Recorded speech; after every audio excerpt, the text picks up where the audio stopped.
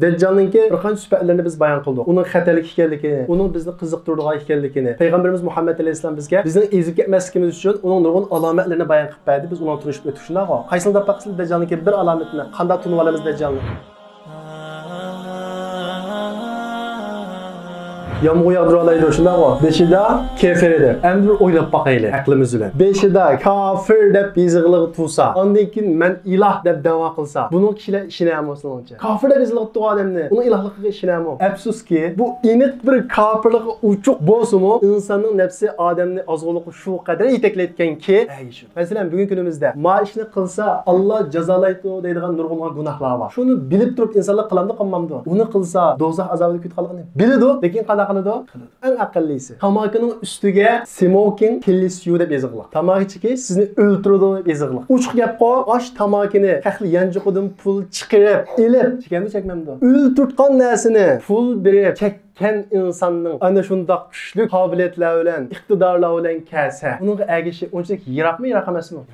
Bazı tamak kaplarına hatta xatarlik, qo'rqinchli kasallarning resmini besib o'tirdilar. Səhiyyə ministerligi tarafidan bu sizning hayotıngizni xavfga uchirdi deb yozilgan. Shunda narsani bu jafolik ishlab, topgan pulisini elib, yana chekadi. Nafsining keyniga kirib, sizni o'ldiradi degan narsani chekkan inson, uningga agashsak bizni boy qilib o'tadigan, uningga agashsak ishlarimiz o'ngmaydigan, uningga agashsak tijoratlarimiz oqadigan, uningga agashsak isil mashinalarni haydayalaydigan, uningga agashsak isil telefonlarni ishlatalaydigan, markalar kiyimlarni kiyalaydigan, endi uningga agashmasak patqab qoldigan, ishlarimiz o'xshamaydigan. Mushunda holatga duch kelsa inson, ash kichikgina nafsini boshqarolmay, tamakisini o'ldiradi deb tursa, shuning keyinga kirib tamak chekkan inson, ana shunda insonga ta'sir qiladigan ishlarning keyinda o'zini tutira oladi. Ko'p holda iymonda qattiq mustahkam bo'lmasa, tutira olmaydi. Inson o'zini shuncha aqlli hisoblagan bilan o'zininki havoy havisiga agashsa, ana shunda aql jihatda hayvandanmı tüven bir oranga çıkıp gidiyor. Çünkü Allah Teala Kur'an-ı Kerim'de Allah'a işenmeyen kafirlerden nefs söyleydi. Ulaike kel en'am. Ula hayvanga o'xshaydi, belki hayvandanmı azgın. Aslında bir hayvan mı? Özgü o kadar ziyonliq narsani kendini qada qilmaydi, mangmaydi. Şuna bizde manda bir maqal temsilagi, eshak bir qatim put sepilgan ko'rikdan qada qilmaydi, mangmaydi. Lekin insonda havas, nefs deydigan bir narsa bor. Inson buning keyini kelib mangan vaqtida bir qatim emas, 10 qatim put sepilsa-mu, yana mangadi. Şuna biz iymonga, islomga, to'g'ri yo'l ko'rsatadigan ilmga intayin ehtiyoj. Her vakit özümüzni davet bilen, faydalı kitaplar bilen, nasihatlar bilen güçlendirip turmasak, bizning nefsimiz bizni acayip yerga elib boradi. Nefsimizning keyniga kirib qanchalik yashasaqmi, ya'ni lekin biz hisob kitobdan qutulmaymiz, chunki o'limni o'ldirolmaymiz. Mayli qanchalik havisimizning, ko'nglimizning, o'yin tomoshaning keyniga kirib yashaylik, o'lim kiradi, hisob boshlanadi. Bizning jinimiz chiqqandan keyin bizni qabristonlikka kim olib qo'ydi? Biz eng yaxshi ko'rgan qarindoshlarimiz talishib ko'tarib akilib, o'ringa qo'yib qo'ydi. Biz o'zimiz yolg'iz holda hisob beramiz. Vaqti bizga birga o'ynashib bergan do'stlarimiz, u yoqqa qiziqtirgan oilalarimiz hech qaysi yo'q. Ko'pinchimiz yashundag'i bir xil ko'nglimiz damallikqa qo'shiladigan narsaga tortadi. Buning ichida to'g'ri ishlar bor, xato ishlar bor. Lekin insonda nafs deydigan bir narsa bor, shayton deydigan bir narsa bor. Bu ikki narsa vasvasa qilish orqali inson o'zini o'lim bilan, oxiratdagi hisob kitob bilan o'zini o'yg'oq turmasa, bizni tortadigan xato yo'llarni keyinga minib ketadigan. Inson mana shunda orzuning keyinini qo'g'laydi, lekin bizning keyinimizdan ajal qo'g'laydi. Shuning uchun har vaqt o'limni unutmagan asosda harakat qilishimiz kerak. O'limni unutmagan asosda qadam bosishimiz kerak. Yoshlik vaqtida odamga dunyo bir jannat kabi ko'rinadi. Lekin inson ko'ng tatqayaga minib o'ynayversa, bu insonni oxir nega boradi? Butun vayronchilikka boradi. Biz bu dunyoda bir narsalarni lazzat olgan taqdirdami, lekin insonning qalbida yana bir xil bo'shliq to'ymaydi. Yana o'ynag'isi keladi. Shundaqmi? Bu nima derak bo'ldi bilamsizlar? Insonning qalbida asli ashundaq lazzat ehtiyoj bor. Lekin bu ehtiyoj to'liq qalbi butunlay xotirjam bo'lgan shaklda nada qanadi? Oxiratda qanadi. Bu dunyoda u bizga faqat imtihon shaklida qo'yib qo'ygan bir tuzaq. Xuddi imtihon elib bizdan qishimiz o'yinchoqlarni qo'yib qo'yganga o'xshash. Agar biz qishimizdagi bu o'yinchoqlarga aldanib, bu yo'llarning keyidan menib ketsak, bu imtihonni o'tamagan bo'lamiz. Bizning qalbimiz haqiqiy alam topadigan, u rohat, u huzurga, ya'ni oxiratdagi huzurga erishamaymiz. Shunga Payg'ambarimiz Muhammad alayhisalom hadisida deydi: "Dunyodagi rohat parog'atning hammani surib yashagan, Alloh cheklagan, haroq olamdi,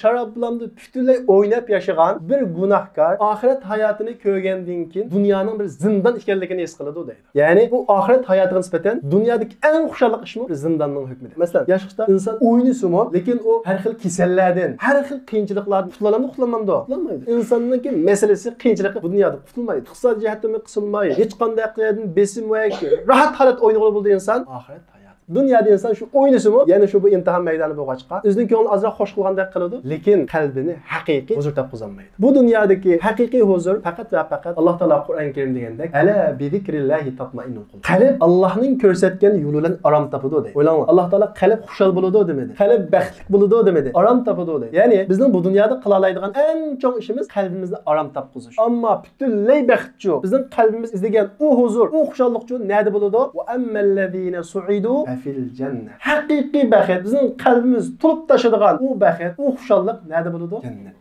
Şuna ma dünyadan cennet izlemen, hata izlebsizler. Belki sizler cennet deb izleyen o xuşallıqlar, muşu dünyada təmin etdiğin o dünyanın azaplarından bir parçaga ayınışı mümkün. Şunun için her vakit özümüzge nasihat qilib turaylik, özümüzni başqurup turaylik. Hazreti Ali radıyallahu anhu'nun da bir sözü var. En-nasu niyam iza matu intabahu. İnsanlar dünyada uyku içinde deydi. Ölgenden keyin uyg'onudu deydi. Mesela biz bazı vaqtda şunda bular tushunib ko'ramiz. Ajoyib xushal, ammo shunda uyg'ongandan keyin onunki tush ekanligini his qilamiz. Hatto bizni biraz uyg'otayotgan bo'lsa, nihoyat chiqimiz keladi. Oxiri ko'rgan bo'lsam deb shunday go. Endi dunyoda biz ko'nglimizni xushal shunchalik o'ynaylik, o'lgandan keyin oxirat hayoti o'tgandan keyin bu dunyoning hammasiningki tushga o'xshash vaqtli ekanligini his qilamiz. Shundaqla, masalan, har biringlar ba'zida Alloh cheklagan bir ishlar bilan ko'nglingizni xush qilib qolgan bo'lishinglar mumkin. Ota-onanglar ko'migan vaqtda to'rxona kirib qolgan bo'lishinglar mumkin. Ba'zi gunoh ishlarni ko'rib salgan bo'lishinglar mumkin. Shu ko'rgan gunohinglarning, shu ishlagan gunohinglarning huzurini hozir eslab his qila olamsizlar? Herkes his qilolmaysizlar. Chunki bu dunyoda erishgan xushallikni inson shunda o'tib ketadi, uning huzuri tugaydi. Ya'ni bu dunyoda erishgan xushallikmi vaqtliq bo'ladi. 1 yil o'ynagan uyaningda huzurni so'ralamsizlar? Yo'q. Ammo 1 yil ilgari birasiga yaxshilik qilgan bo'lsanglar, birasiga yordam qilgan bo'lsanglar, hozirda o'ylab, uningdan bir huzur ola olamsizlar? Huzur oldim. Yaxshilik qilyapti ekanman deb. Ammo 1 yil ilgari qilgan gunohinglar bo'lsa, u azoblaydi. Shu har bir qadamga vaqtimizda bir narsani unutmagan asas qadam olaylik. U bo'lsa-mu o'lim. O'lim xeyirganda kelay demaydi. Ham darsimizga qaytib kelsak, biz qiyomatning alomatlari haqida to'xtalayotgan, ya'ni biz cho'ng bilayotgan bu dunyo, biz hayotimizni birayotgan bu dunyo cho'qim bir kun oxirlashadi. Buningga Alloh ishonmagan butun insonlar ittifoq, hatto kofirlarmi quyosh energiyasi tugaydi, yer shari cho'qim bir kunisi tugaydi deganga ittifoq. Biz buni deb ataymiz, qiyomat deb ataymiz. Qiyomat qachon bo'ladi? Bu yer sharining umri qachon oxirlashadi? Payg'ambarimiz Muhammad alayhisalom bu haqda aniq san bermagan, ammo qiyomatning oldida yuz beradigan ba'zi alomatlarni bergan. Biz ana shu alomatlarning ichidagi eng cho'ng alomatlar bilan tanishib, bugun qanday keldik? Yajuj, Majuj keldi. Biz bugungi bu darsimizda Yajuj Majnun ba'zi tuqqanlarni ko'ralaymiz. Ya'ni uningki bek yiroq emasligini ko'ralaymiz. Biz Yajuj Majnunni tunishdan ilgari biz oldi bilan Yajuj Majuj bir maxluqmi, insonmi, qanday narsa? Yajuj Majuj qarindoshlar bir millat va yoki bir qavm bo'lishi mumkin. Bu qavm Ibrohim alayhisalomning davrida mavjud bo'lgan bir qavm. Ya'ni Iskandar Zulqarnaynninki davrida mavjud bo'lgan bir qavm. Iskandar Zulqarnayn o qavmni ma'lum bir o'ringa sulib etgan va bu qiyomat yiqilishqa vaqtida ular bu o'rindan chiqadi. Buning tafsiloti tarixiy kitoblarda emas, Qur'on Karimda aniq shaklda bayon qilingan. Ya'ni Yahudilar payg'ambarimiz Muhammad alayhisalomni Muhammad rost payg'ambarmi emasmi? Agar rost payg'ambar bo'lsa, Iskandar Zulqarnayn haqida biladi. Biz undan so'raylaydi. Payg'ambarimiz Muhammad alayhisalomdan qashar kelib, Zulqarnayn haqida so'raydi. Payg'ambarimiz Muhammad alayhisalom hech qanday bir narsaga o'zining xiyolidan yoki kallasidan javob bermaydi. Vahiy kutadi. Alloh taolo payg'ambarimiz Muhammad alayhisalomga vahiy qilib, "Yas'alunaka an Zulqarnayn." Yahudilar sendan Zulqarnayn haqida so'raydi. "Qul sa'atlu alaykum minhu zikra." Ey Muhammad, ularga aytdinki, men sizlarga Zulqarnayn haqida vahiy asosida javob beraman. Hech qanday shubha yo'q, vahiy bilan javob beraman. "Inna makkanna lahu fil ardi wa ataynahu min kulli shay'in sababa." Zulqarnayn bo'lsa, biz onunğa bütün g'alba va yurish qildigan hamma sabablarni, hamma yo'llarni ato qildik deydi. Ya'ni Zulqarnayn bütün yer shariga hukmronlik qilgan 4 podshohning birisi. İnsaniyat tarixida bütün yer shariga hukmronlik qilgan 4 dana kishi o'tgan. Bunun ikkisi musulmon, ikkisi kafir. Musulmon ikkisi bo'lsa, biri Sulaymon alayhisalom, yana birisi Zulqarnayn. Kafir ikkisi bo'lsa, birisi qaysi? Buxtanasar yoki Buxtanasir, yana birisi Namrud. Mana bu 4 kishi yer shariga to'liq hukmron qilgan. Alloh taolo Qur'on Karimda dedi: "Inna makkanna lahu fil ard." Uni biz ziminda hukmron qildik dedi. Va shundaqla onunğa bütün g'alba va nusratning sabablarini berdik. O shu sabablar bo'yicha mangdi. Hatta iza balaga mag'riba shamsi wajadaha taghrubu fi aynin hamiyati wa wajada 'indaha qawma. Zulqarnayn ana shu g'alba nusrati bilan ziminninki sharq tarafiga, ya'ni kun patadigan tarafigacha yetib bordi. Va u yerda kunning xuddi patqoqlik bir buloqqa petayotgandek holatda ko'rdi deydi. Ya'ni ziminning eng sharq tarafigacha hukmronlikqa bordi. Va u yerda bir bo'lak kishilarni, bir millatni, bir qavmni ko'rdi. Alloh taolo Zulqarnaynga imma an tu'azzib va imma an tattakhidha fihim husna. Ularni iymonga chaqirsa, Allohga iymon etishga chaqirsa, zulm qilmaslikka chaqirsa, agar buni ma'qul desa, ularga chiroylicha muomala qilsa, uningga kamisa, uni ya jazolaysa, va imma an tattakhidha fihim husna. Va yoki ularni asir olsa. Ya'ni bu ikki xil ixtiyorlikni berdik deydi. Ya'ni Zulqarnayn bu ikki xil yo'ldan mangdi. Zulqarnayn hukmronlikni mushu buncha kengaytib mengib, uchrashgan kishilarga va shu sharqdagi kishilarga nima dedi? Qal amma man zalama fasawfa nu'azzibuhu. Kimki zulm qilgan bo'lsa, ya'ni Zulqarnaynning urush qilgan narsasi bo'ldi, zulm qarshi urush qildi. Kimki zulm qilgan bo'lsa, biz uni jazolaymiz, biz uni azoblaymiz. Summa yuraddu ila rabbihi fayu'azzibuhu azaban nukra. Ondan keyin o'zi Robbiga qaytgandan keyin o'lgandan keyin, ya'ni uning jazosini tatidi. Ammo man amana va amila solihan. Kimki Allohga ishonsa, yaxshi qilsa, biz uni mukofotlaymiz, unga yaxshilarni beramiz deb mushu xil da'vo bo'yicha mangdi. Summa atba'a sababa. Ondan keyin yana yurish qildi, hattoki iza balagha matli'a ash-shamsi wajadaha tatlu ala qawmin lam naj'al lahum min duniha sitra. G'ayb tarafga bordi deydi. Va g'ayb tarafga borib, kim kelmaydigan bir bilik kishilarni, bir bilik qavmlarni ko'rdi. U kishilarga o'xshashlar, ya'ni sharq tarafdagi kishilarga o'xshash, ya imo etisizlar, sizlarni mukofotlaymiz. Imo etmasanglar, ya asirlansizlar, ya jazoga o'xshaysizlar degan mushu da'vo bilan mangdi. Vaqat ahadna bima ladayhi khubura. Biz Zulqarnaynning qilgan hamma ishidan xabardor bo'ldik. Ondan keyin shu bo'yicha yurish qildi. Hattoki Zulqarnayn bayna saddayn ikki tog'ning o'ttirisiga keldi. Wajada min dunihima qawma. Va u ikki tog'ning o'ttirisida Iskandar Zulqarnayn tilini tushunmaydigan bir millatni ko'rdi deydi. Ba'zi tafsirchi olimlar bu millatni turklar deb qaraydi. Ya'ni bu yerda turklar bilan uchrashgan deb qaraydi. Biz buni keskin bir narsa demaymiz. Ya'ni Zulqarnayn ikki tog'ning o'ttirisiga kelgan vaqtda g'arbda bir millat bilan bir qavm bilan uchrashdi. Bu qavm Zulqarnaynning qishig'iga kelib, "Ya Zulqarnayn, inna Ya'juj va Ma'juj mufsiduna fil ard." Ey Zulqarnayn, Ya'juj Ma'jujlar zaminda buzg'unchilik qildi. Fa hal naj'alu laka xarjan ala an taj'ala baynana va baynahum sadda. Ularning chiqadigan bir o'rni var. Ularning oldiga bir to'sma tusab bersa, ular bizga chiqolmasa, bizga zulm qilmasa dedi va biz sana yordam qilsak dedi. Zulqarnayn dediki, "Ma makkanni fihi robbi xayr." Menga Allohning bergan yordami, Allohning bergan kuch-quvvati yetadi. Fa'inuni bi quwwa. Menga odam kuchini yordam beringlar. Ya'ni iqtisoddan menga yordam kerak emas. Odam kuchi jihatdan menga yordam beringlar. Men sizlarga bir to'sma to'sab beray. Ya'ni Ya'juj Ma'jujlar chiqolmaslik uchun bir to'sma to'sab beray dedi. Shuning bilan bular to'sma serishga kirishdi. Zulqarnayn ularga "Atuni zubral hadid." Menga temir parchalarini akilinglar dedi. Hatta iza sawa bayna sadafayn. U kishilar temir parchalari bilan o ikki tog'ning o'ttirisini to'shqizib tap-tuz qildi dedi. Qalan fuhu. Ondan keyin Zulqarnayn o't yaqinlar dedi. Ya'ni temir parchalarini yig'di, o't yoqdi. Qanday bo'ladi? Qizzirib o'tga aylanadi. Hatta iza ja'alahu nara. U temirlar o'tga aylangandan keyin Zulqarnayn "Atuni ufrig alayhi qitra." Menga misli etib akinglar, uning ustidan quyma dedi va shu bo'yicha qo'ydi. Hozirgi ilm-fan eng mustahkam to'smaning mush shaklda ekanligini isbotladi. Ya'ni temirni qizitib, uning ustiga misli etib qo'ygan to'smaningki eng puxta, eng mustahkam to'sma ekanligini hozirgi ilm-fan isbotlagan. Bu to'smani saldi, famasta'u ay yadhharuhu. O Ya'juj Ma'jujlar uning ustiga chiqolmadi. Va mastata'u lahu naqba. Kuchmi ocholmadi dedi. Ya'ni Zulqarnayn Ya'juj Ma'jujlarni ana shu davrda to'sma serish orqali qitog'ning o'ttirisida ularni tusib etgan. O Ya'juj Ma'jujlar u yerdan chiqish uchun har kuni teshidi. Ammo teshalamdi, teshanmaydi. Qachon teshidi? Qiyomat yaqinlashgan vaqtida qiyomatning alomati bo'lish uchun Alloh taolo ularni chiqishga yo'l qo'ydi. Qur'on Karimda Alloh taolo fa iza jaa va'du robbi ja'alahu dakka va kana va'du robbi haqqan. Robbingizning va'dasi kelgan vaqtida uni tub-tuz qilib o'tadi dedi. Ya'ni Robbimizning va'dasi bo'lgan qiyomat yaqinlashgan vaqtida Alloh taolo u to'smini tub-tuz qilib o'tadi va kana va'du robbi haqqan. Allohning va'dasi haqdir dedi. Ya'ni to'smi tub-tuz qilindi, u vaqtda Ya'juj Ma'jujlar chiqadi. Xo'sh, undan bo'lsa Ya'juj Ma'jujlar chiqqandan keyin nima ish qiladi? Ular nereden chiqadi? Ular hozir nerede? Ya'juj Ma'jujning o'rni haqida oyat hadislarda aniq ma'lumot yo'q. Ba'zi bir tadqiqotlar bor, lekin ular bir yerda sulangan, qiyomat yaqinlashgan vaqtida chiqadi. Payg'ambarimiz Muhammad alayhisalom bir kunisi la ilaha illalloh vaylul min sharrin qad iqtarab yaqinda keldigan balolardan arablarning holiga voy deb keldi. Payg'ambarimiz Muhammad alayhisalomning bu so'ziga diqqat qilish lozim. Yaqinda keldigan bir ofatdan, balolardan arablarning holiga voy dedi. Arablarning holiga voy dedi. Va bosh barmog'ini ko'rsatib turib, bugun Ya'juj Ma'jujlar to'smadan mushunchalik tashdi dedi va bu orqali qiyomatning yaqinlashganligidan xabar berdi. Buni anlagan ayoli Zeynab, "Ey Rasululloh, bizning aramizda sana o'xshash, Hazrat Abu Bakrga o'xshash, Hazrat Umar, Hazrat Aliga o'xshash shunday isil kishilar tursa-mu, shunday halok qilinadi deb so'radi Payg'ambarimiz Muhammad alayhisalom. Yomonlik ko'payishi shunday bo'ladi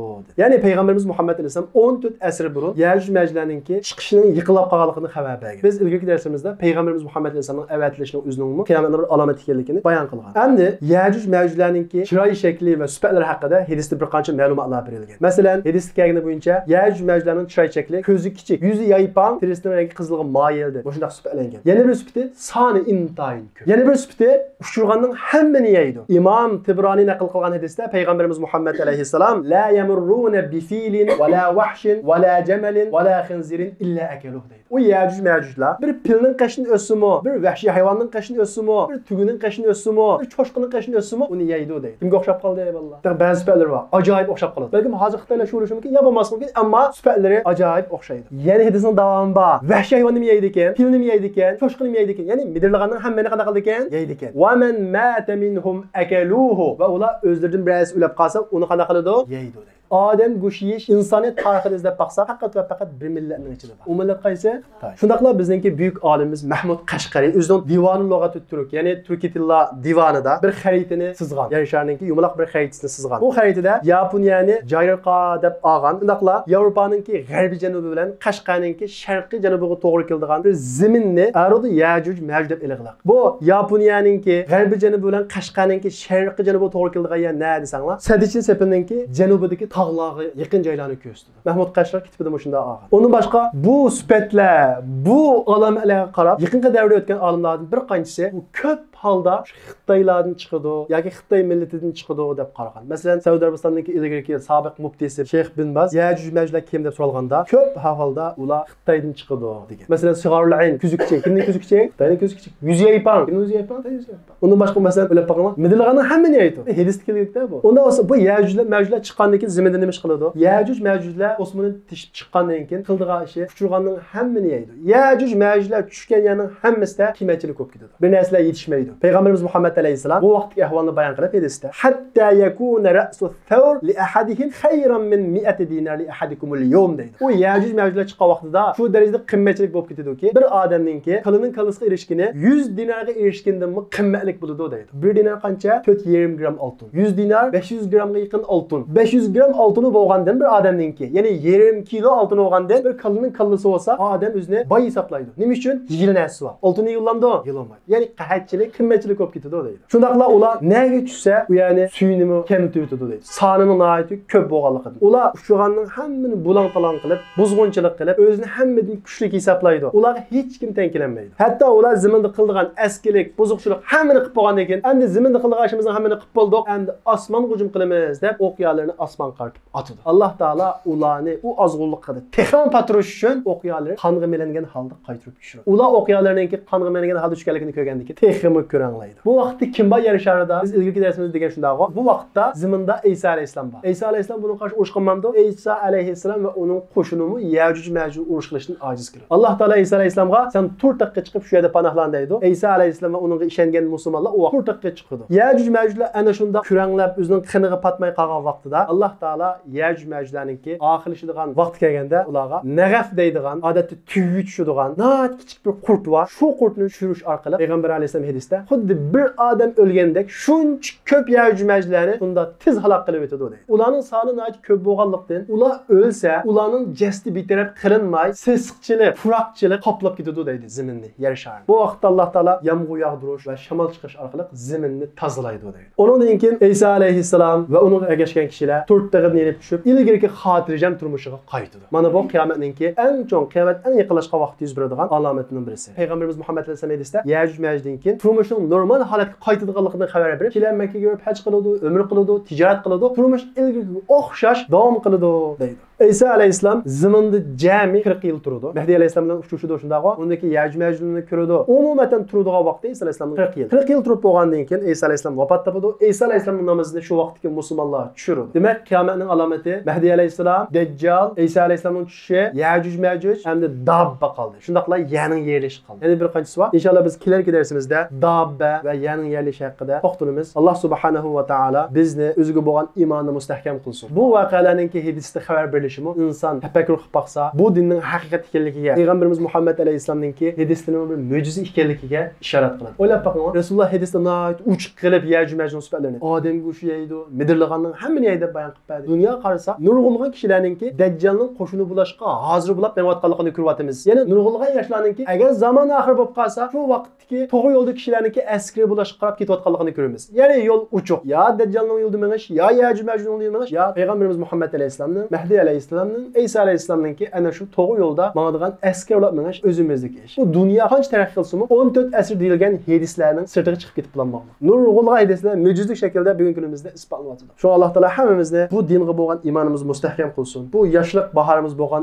eng qimmatli dasmoyisini o'zi rozi bo'ladigan shaklda o'tkazgilni nasib qilsin. Havoy havasning keyini kiyib, o'yin tomosha bilan o'tkazib, oxirida pushaymon qiladigan, bunda ziyon tortadigan kishilarning qatoridan qilsin. Alloh taolo bizga 24 soat berib, faqat 1 soatingni menga ber deyapti. 24 soat 1 soatingni. Kunda 5 vaqt namoz o'qishga tahorat qilishdan qo'shsa 1 soat vaqt ketadi. Lekin shuningga ig'irlik kirib, shuni ig'ir kelsa hamda oxiratda yana biz qaysi o'zimiz bilan jannatga kirishga loyiq bo'lamiz. Alloh taolo yoshligimizni pokiz shaklda o'tkazgilni nasib qilsin. O'zimizning dunyodagi mavjudlik g'oyasini, yashash g'oyasini bilib yashashni nasib qilsin. Va oxiru da'vana alhamdulillahi robbil alamin.